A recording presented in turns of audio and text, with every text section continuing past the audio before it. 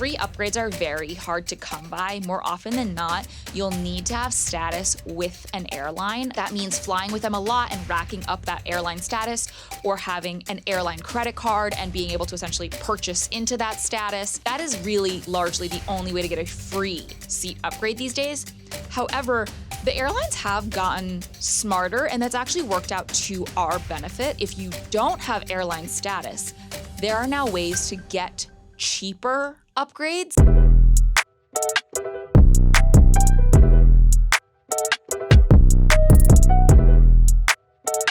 What's up, rich friends? Welcome to another episode of Networth and Chill. I'm your host, Vivian Tu, aka your rich BFF and your favorite Wall Street girly. As the weather gets warmer and people get more antsy to spend time in the sun, it can only mean one thing. Summer travel season is here.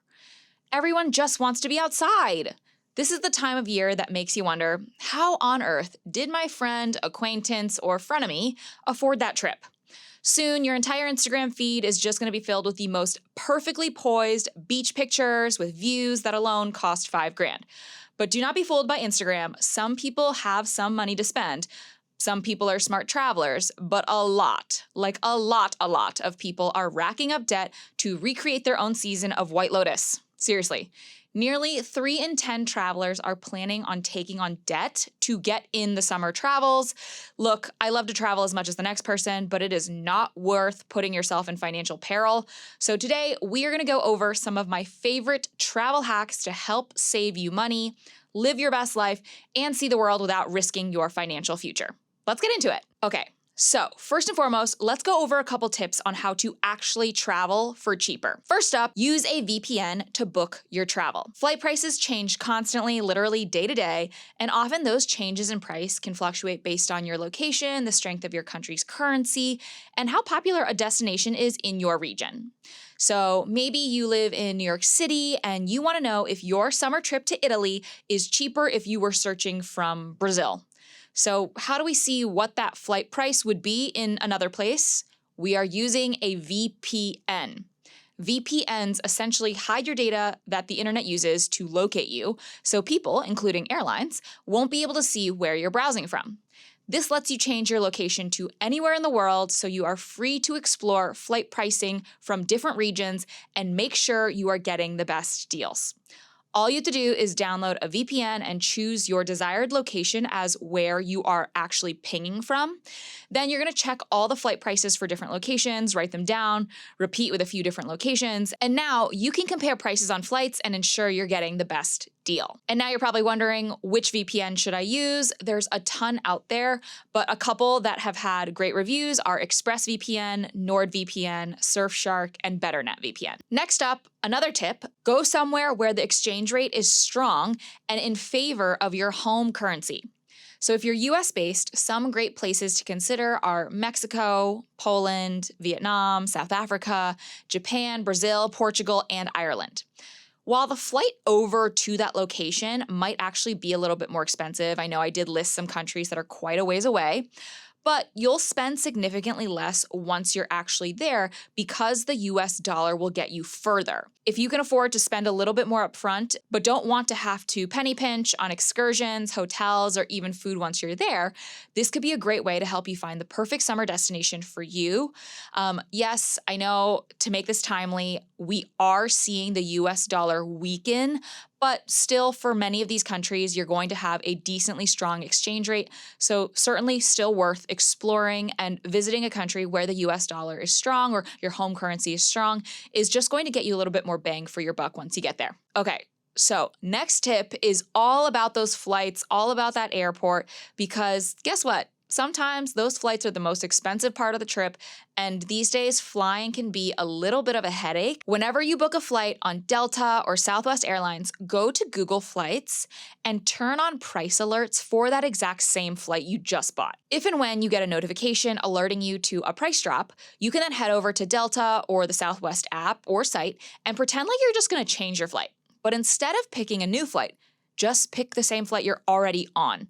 You're going to notice that for this flight, you'll actually receive a flight credit of how much the price had fallen that you can then use later for another flight. These price changes can be anywhere between a few bucks or even a few $100s. So this is something you definitely want to be tracking if you are booking on these airlines. Furthermore, most of the larger airlines like American and United will also do this if you have a refundable ticket. That said, they definitely don't make it nearly as easy. You likely will have to call and probably sit on the line waiting for customer service for a hot minute. But if the difference in the cost of what you paid and what the ticket is now worth is significant, it may certainly be worth doing.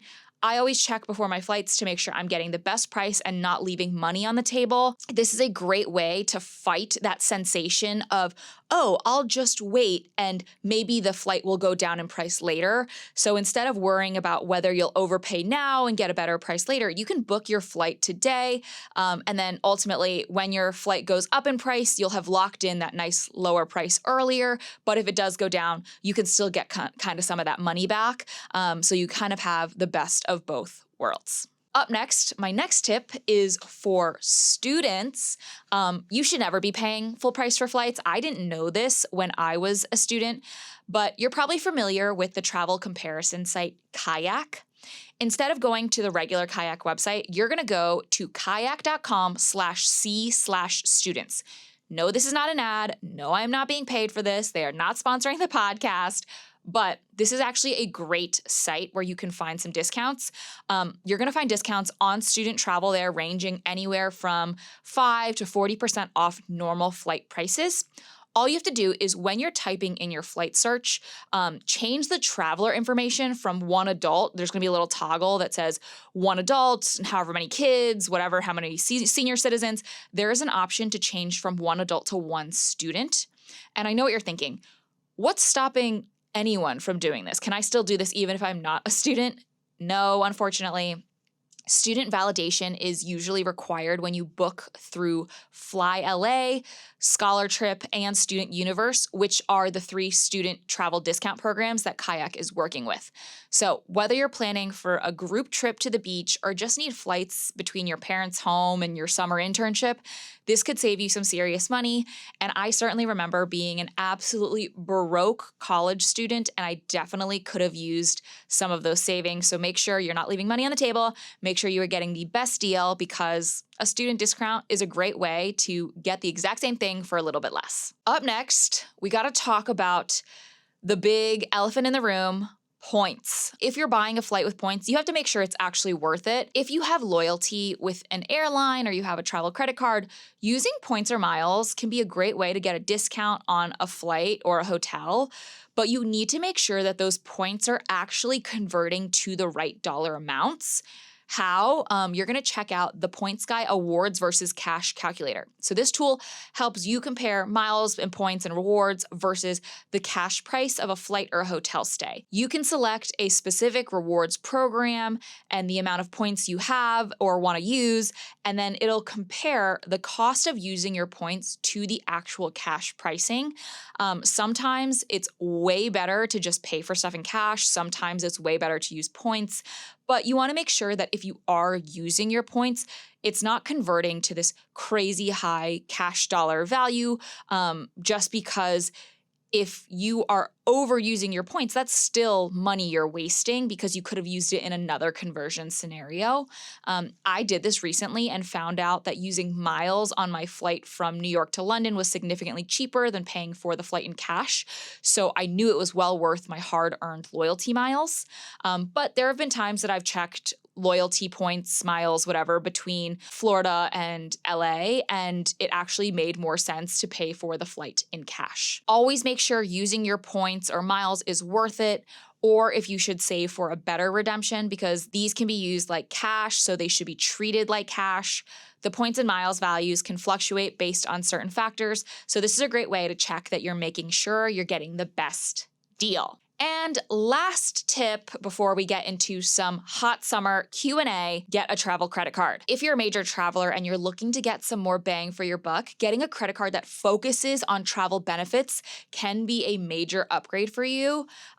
Oftentimes, these cards have a decently hefty annual fee for some more luxury perks. I'm talking the Amex Platinum or the Chase Sapphire Reserve or the Capital One Venture X. These can make a lot of sense for you if you are that type of spender. So for example, the Amex Platinum offers a ton of luxury benefits, from access to airport lounges, travel and hotel credits, up to 5 times bonus points when you're paying for travel in cash. The Chase Sapphire Reserve offers something similar, like TSA pre-check for free or global entry for free, travel credits, 5x points on air travel, 10x points on hotel bookings. But you have to make sure that this is what you are actually spending your money on. Because if you are someone who is spending most of your money on groceries and gas or even retail shopping, these cards may not make sense. They do come with pretty hefty annual fees. So I'm talking anywhere between $395 all the way up to $695. But if you are using them correctly, you will make that fee back and then some. But if you're not actually consistently traveling or consistently dining out or using these cards to the maximum of their benefit, they may not make sense in terms of your life. If you want a much lower annual fee, but still to get some of the travel benefits and miles, something like the Chase Sapphire Preferred might make more sense for you. The Preferred's definitely a good starting point if you're new to traveling but want to explore getting points and miles on all of your purchases. But again, can't commit to a nearly $500 to $700 fee. It is quite hefty there. Either way, if you are a regular traveler, the benefits may far outweigh the annual cost, and a lot of these cards have great transfer partners, meaning the points that you rack up with them can then be sent over to airlines or hotel chains, so you can be doing a lot of that traveling you love so much for free. Whew, okay. Now that we got some of my hot tips out of the way, let's get into the Q&A section. We asked for your guys' burning travel questions about how to actually save on travel, so we're going to answer a few of the top submissions. And just in case your question doesn't get answered, I do want to highlight a brand new tool that I'm building where you can ask me and licensed CFPs questions without needing to have $500,000 and hire a financial advisor. It's called AskDolly.com, AskDolly.com.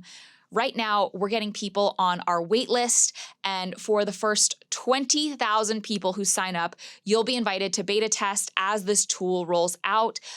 We've seen an initial adoption so far that has been beyond my wildest imaginations. I am so grateful that people are testing this and using this, and I really hope that it changes people's lives. Think about this like a pocket financial mentor that can help answer all those questions you're too embarrassed to ask. The more people we get added to the waitlist, the more signups we'll ultimately be able to get, and that is more people that can use this tool. This is certainly something I wish I had at 22 when I had no idea what to do with my money and didn't even have 2 nickels to rub together. So please check it out. Sign up for the waitlist, askdolly.com. All right, but let's get into our Q&A. First and foremost, how can I get a free seat upgrade? So people used to spread this myth that if you showed up to the airport in a suit, you would be able to get a free seat upgrade because the gate agent or the flight attendant would think you're like pretty or handsome and just give it to you. These days, that is so not the case. Free upgrades are very hard to come by. More often than not, you'll need to have status with an airline. So that means flying with them a lot and racking up that airline status, or having an airline credit card and being able to essentially purchase into that status. That is really largely the only way to get a free seat upgrade these days. However, the airlines have gotten smarter, and that's actually worked out to our benefit. So before, what would end up happening is 80% of business class seats would be awarded as free seat upgrades to status holders, and only 20% of those business class seats or first class seats were paid. However, these days, the airlines, they need to make money. So they have gotten a really, really smart pricing algorithm so that based on the demand for business class or first class seats, they'll either lower or increase the cost of upgrading. And why this is actually better is if you don't have airline status, there are now ways to get cheaper upgrades. They're not free, but something that I know firsthand very often is when I go to book a flight between New York and Miami, more often than not, the economy seat is $200, $300, and the business class seat can be $700, $800. For a 3-hour flight, I'm not spending that. I'm just going to book the economy seat. But as the flight oftentimes nears and everybody has had the exact same idea as me, they're like, it's a short flight. I don't need to upgrade. I don't need to pay for it. They will start offering those business class seats at a discount.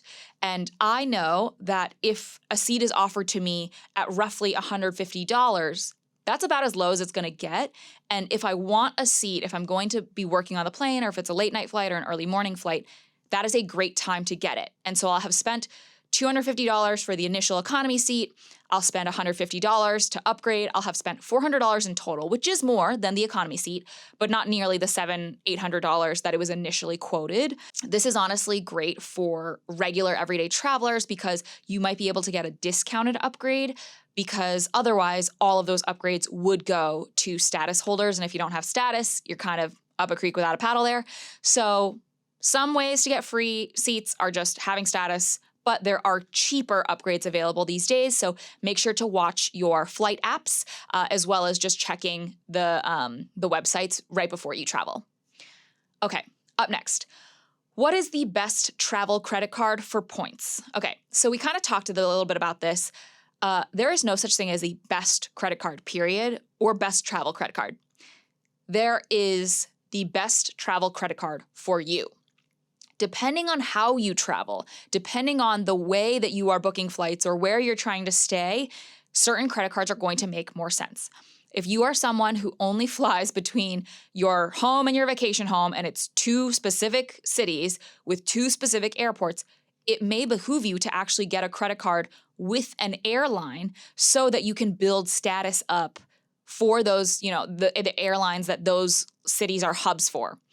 However, if you are an international traveler and you travel all over the world and you're never in one place more than twice, it may make more sense to get one of those generic cards like an Amex Platinum or a Chase Sapphire Reserve or a Capital One Venture X because those points and miles and rewards are not affiliated with any one airline or any one hotel chain. You can then transfer them over to transfer partners and then use them that way. Something I like to check is who the transfer partners are. I would say Amex has better international transfer partners and Chase probably has better domestic transfer partners.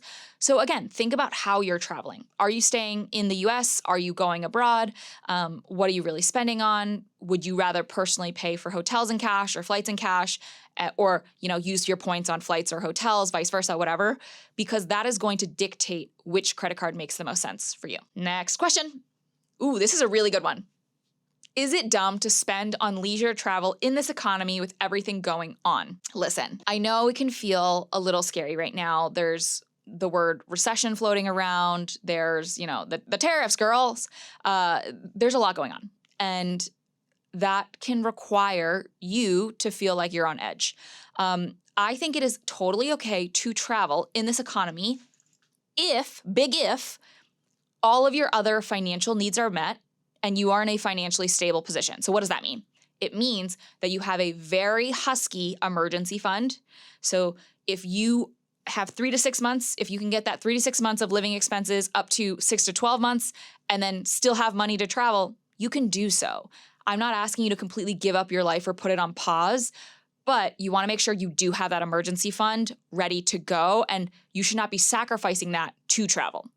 Additionally, if you have high interest debt, so high interest rate debt is things like credit card debt, maybe a car loan, maybe a payday loan. I hope you guys don't have payday loans. But if you have debt that has a very high interest rate, anything above 7%, you kind of want to get that paid down before you're spending on large leisure purchases, just because if the economy continues to worsen, you're going to want to have that money that you're spending to support your lifestyle versus it going towards debt payments.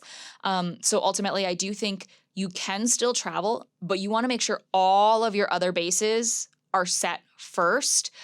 It's also just never a bad time to set aside a little extra for investing. So do I think you need to give up everything that's going to bring you joy? No, I'm not going to be the person to tell you that. But these days, think about leisure travel as dessert. You do not get dessert until you finish your broccoli and your protein and your rice or your carb or whatever. Like, you have to eat a full healthy meal before you get to the ice cream. So make sure the rest of your financial picture looks healthy before you travel. How will tariff wars impact airline tickets? So short term, you're likely going to see fewer passengers and emptier planes. Long term, as demand for flights cool, because international travelers don't want to come to the US and US passengers may be cutting back on discretionary spending, we'll likely actually see fewer flights and fuller planes as the airlines attempt to maximize the profit from each flight, having already cut the number of flights offered every single day. Less flights doesn't necessarily mean lower prices either. They're going to change flight supply to meet demand, not lower prices. So once they recalibrate how many tickets they're likely to sell on a specific route, that'll kind of be that. Furthermore, a weaker US dollar means foreign airline tickets are going to feel more expensive for US customers as well. So ultimately, a tariff war is not going to be beneficial for travel, even though it's largely a service versus a good. Next question, what are the best times to book a flight? Okay, so I do this every single time. It is a problem. I go and I look up a flight and then I see the price and I'm like, that's quite high. Oh, wait. And then in 2 weeks, I go back and I'm like, oh my God. This is even more expensive now. I'm just gonna wait for it to come down. And then suddenly it's 1 week before the flight and the flight has tripled in price. I have saved no money. I have still yet to book the flight. And now I'm paying 3 times the cost for my same flight. Don't do that. Don't be me. These days, you're very unlikely to see prices go down. And if you do, we talked about this earlier, setting that Google flight notification and being able to essentially get a refundable flight ticket and then being able to, get a discount or a travel credit is going to work for you. But if you wait and wait and wait, more often than not, as you get closer to the flight, it's going to be more expensive. So for domestic flights, I aim to book 1 to 3 months before my travel date, with prices often bottoming out around 3 to 4 weeks, so roughly a month right before departure. For international flights, booking 3 to 6 months in advance is generally recommended, with prices sometimes fluctuating in the months leading up to the trip. International flight tickets are so expensive. Sometimes I even book a full year out, and I've just found the more time you give yourself, the better. And I don't think, you typically have buyer's remorse. You typically just have waiters, like you waited too long, waiter's remorse.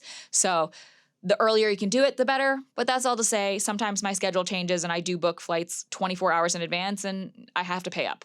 It is what it is. Next question.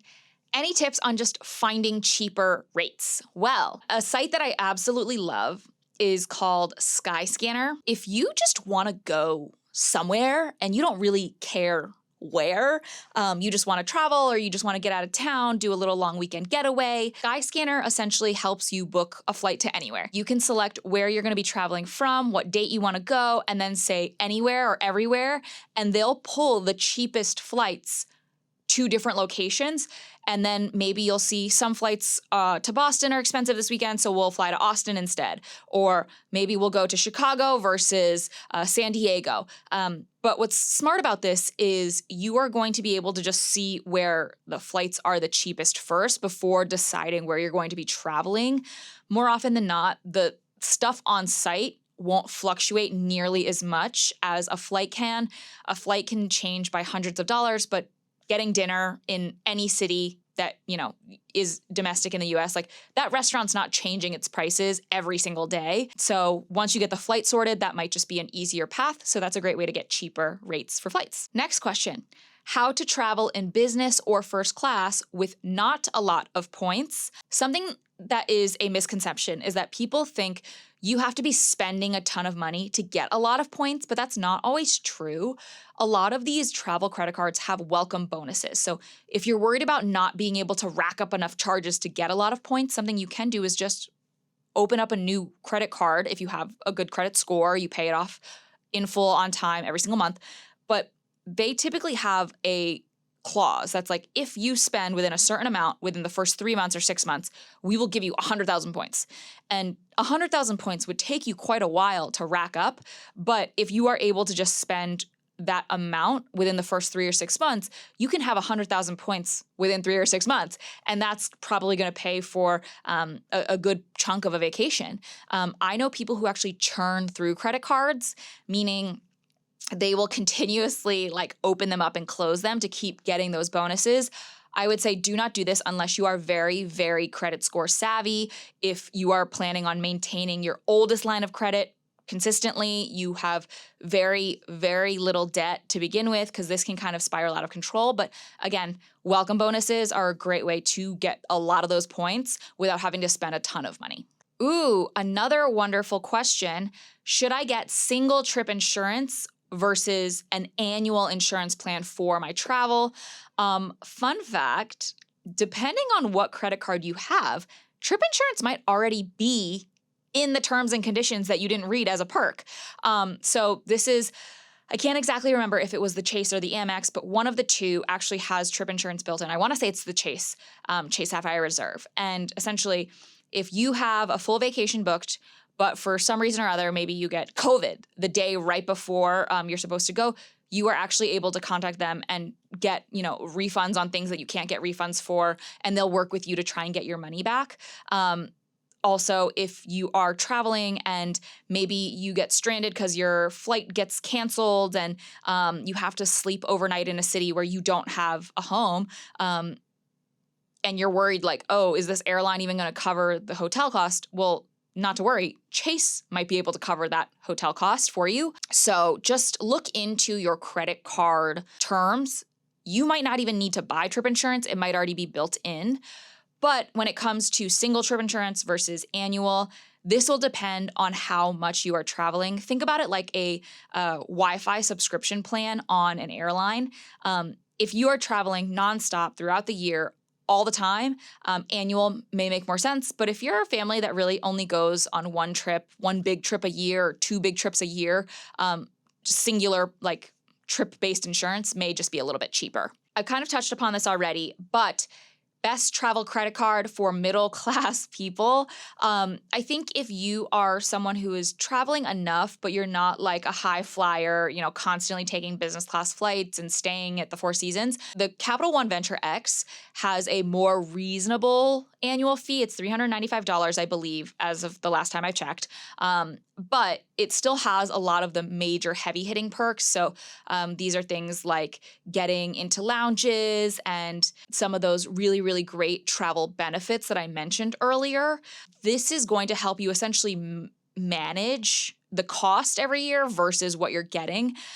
Things like the Amex Platinum have like purchase protection. So like if you crack your phone, they'll help you get it fixed. Like there's a bunch of stuff that if you are using it makes sense. But the Capital One Venture X card doesn't have all of those perks, but it also doesn't have all of that fee. So that might be something worth considering. Ooh, and the last question is, how do you decide whether or not to book at a fancy hotel in a low-class room versus a more affordable hotel, but in a higher room class? What I always like to say is that it depends on how much time you plan on spending in the room. So for me, more often than not, I would book at the nicest hotel possible in the lower and lowest possible room class, because then you still have access to all of the amenities. So I'm talking that mega pool, those great restaurants, maybe the free yoga class in the morning, maybe it's the incredible gym, maybe it's, they're offering free tea service or drinks in the afternoon, complimentary. I've often found that I'm able to make the perks that come with an ultra luxury hotel worth it for me, even if I'm staying in a room on the second floor looking at a brick wall. I don't spend that much time in in that room anyway. I'm really using the premises. But there have been instances, for example, when my husband and I went on our honeymoon, we wanted to make sure that we were going to be able to have a room that we actually wanted to spend time in. Yes, we were using the amenities on site, but we were also, just enjoying each other's company. And we wanted to make sure that it was ultra luxurious. So we got like the highest suite class. It made for a really great honeymoon. One, because the closet was enormous and we had so much stuff because we had been schlepping all of the stuff from our wedding with us.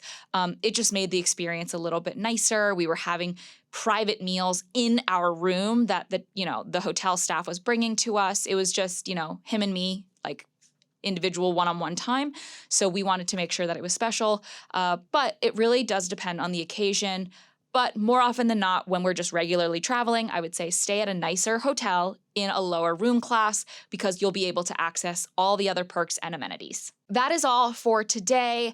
I hope some of these tips help you snag your summer travel trip for a lot less than you were originally going to pay for it. I'm really curious. Let us know in the comments if you're watching this on YouTube, or maybe leave us a review if you're listening to this via a podcast platform. Let me know where you're traveling to next.